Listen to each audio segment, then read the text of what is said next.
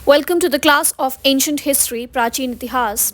और इन मॉड्यूल्स में मैंने आपके लिए बिहार पीसीएस, उत्तर प्रदेश पीसीएस, इनके प्राचीन इतिहास के कुछ ऐसे की पॉइंट्स नोट करे हैं जो एग्जाम में जाने से पहले आपको पढ़ने के लिए बहुत हेल्पफुल रहेंगे।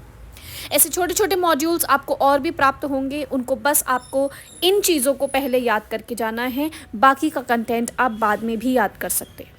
तो चलिए शुरू करेंगे इस छोटे से मॉड्यूल के बारे में। आज हम पढ़ेंगे, पहला है हमारा पुरा पाषाण काल यानी कि पेलियोलिथिक एज, जिसमें कि कोर उपकरणों का प्रयोग हुआ था। होमो इरेक्टस का कपाल नर्मदा नदी के किनारे हथनौरा में पाया गया था। फ्लिंट कल्चर या फलक संस्कृति जो है वो मिडिल पेलियोलिथिक काल में थी। सबसे पहली पेंटिंग्स या कलाकृतियां जो हैं वो अपर पेलियोलिथिक उच्च पुरा पाषाण काल में पाई गई थी। और हड्डी से बनी हुई मातृ देवी मदर गॉडेस की प्रतिमा मेजर डिस्ट्रिक्ट के बेलन घाटी के लोहंडा से प्राप्त हुई थी।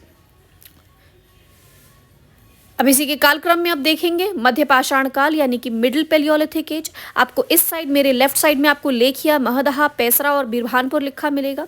इनको प्लीज ऐसे ही याद कर लीजिएगा क्योंकि ये वेस्ट टू ईस्ट क्रोनोलॉजी में लगे हुए हैं। फिर भीमबेटका की गुफा की बात करें तो उसका खोज वीएस वकणकर ने की थी। पशुपालन इसी काल में प्रारंभ हुआ था। वन्य धान, याद रखिएगा, ये धान लगाया नहीं गया था बल्कि ये वन्य अपने आप उगाता, जो पानी मांडो में पाया गया था। ऐसे और भी चीजें लिखी हुई हैं इसके बाद। फिर आता है आपका नवपाषाण काल यानी कि नियोलिथिक एज, जिसमें पहली धान की मनुष्य द्वारा खेती करी गई मेहरगढ़ जिले में। झील के किनारे अगर आप खेती के साक्ष्य देखोगे तो लहुरा देव जो कि संत कबीर नगर प्रेजेंटली वहां पर स्थित है। भस्म की टीले ऐश माउंट्स आपको पिकलीहाल और संगनकल्लू कर्नाटक में मिलेंगे। गर्त निवास यानी कि गड्ढा करके रहने की पद्धति बुरजाहोम और गुफकरल में दिखेगी।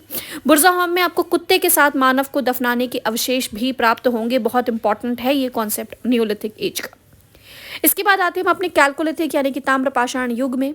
नवदा टोली मध्य प्रदेश में है। भैंस पालन मेहरगढ़ में देखा गया था जहां धान की खेती हुई थी। मेगालिथ यानी कि महापाषाण लौह युग में हुए थे।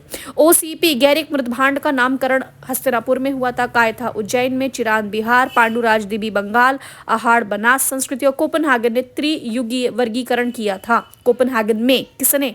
थॉमसन ने। ये बहुत बार आया हुआ प्रश्न है, प्लीज इस क्वेश्चन को याद रखिएगा। Okay, thank you. आपसे मिलते हैं अगले मॉड्यूल में।